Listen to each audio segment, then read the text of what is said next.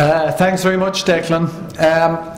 Well, I'm glad to have the opportunity to say a few words here. Obviously, we in ICSA are at the moment engaged in a listening process to get the views of our members and to hear the wider views of farmers right across the country.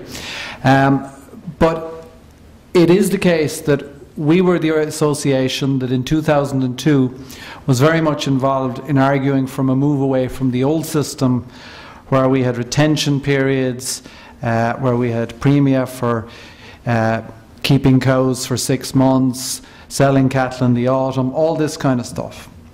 And it's important not to forget that some of those schemes had a lot of problems and were not popular with farmers.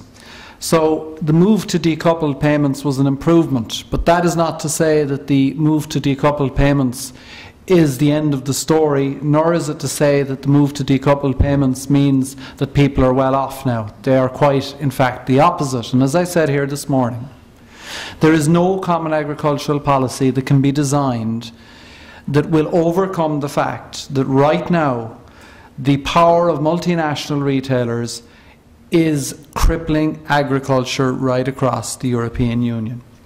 And it is interesting to hear, you know, the expert speaking here in terms of competition law.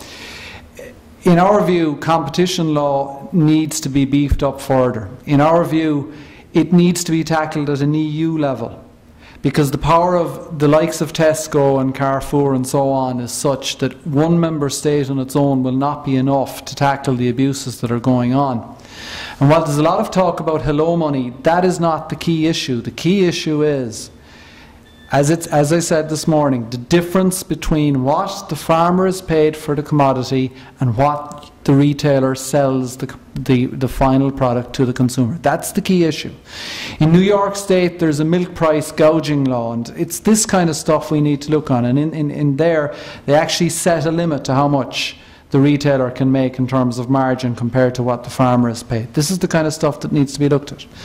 But that is, in a way, parallel to the fact that we have a common agricultural policy review process underway now at the moment.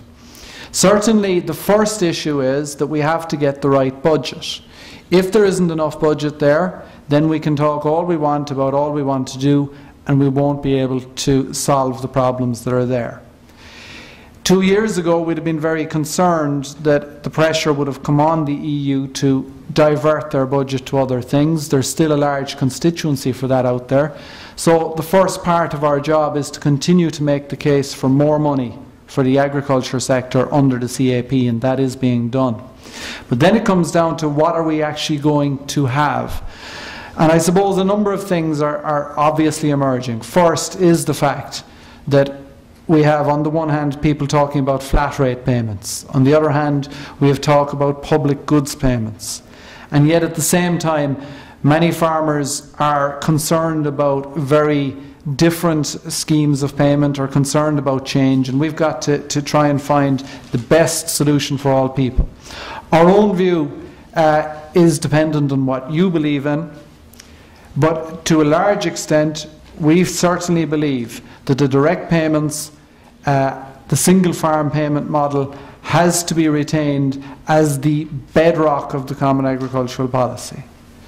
Hand in hand with that is a tackling of the abuse of farmers by retailers.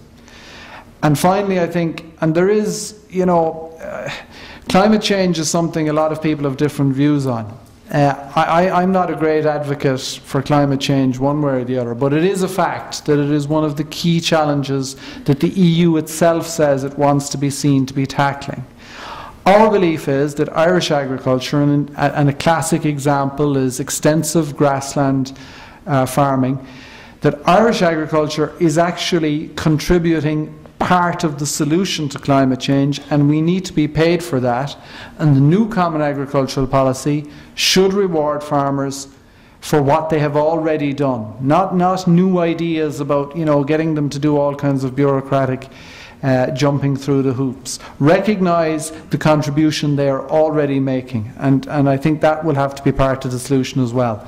But obviously, this whole process is going to be complicated by finding an agreed position for Ireland, and then dealing with the fact that it's much more complicated now. We have 12 new member states in the East who want a bigger share of the pie. They weren't there in 2002. And in 2003, when the final agreement was being thrashed out, basically, and I spent 3 weeks in Luxembourg at the time, 15 member states, 15 ministers sat around the table with Commissioner Franz Fischler, and they trashed out a deal over 3 weeks. The European Parliament had given an opinion on it a few months previously, and people who didn't get it thought at the time that there was quite a few radical changes proposed by the Parliament. Those got scrapped and done away with. Essentially at the time, the action was between the 15 ministers and the Commissioner. This time around, it's different, and who knows how that's going to impact on the final outcome.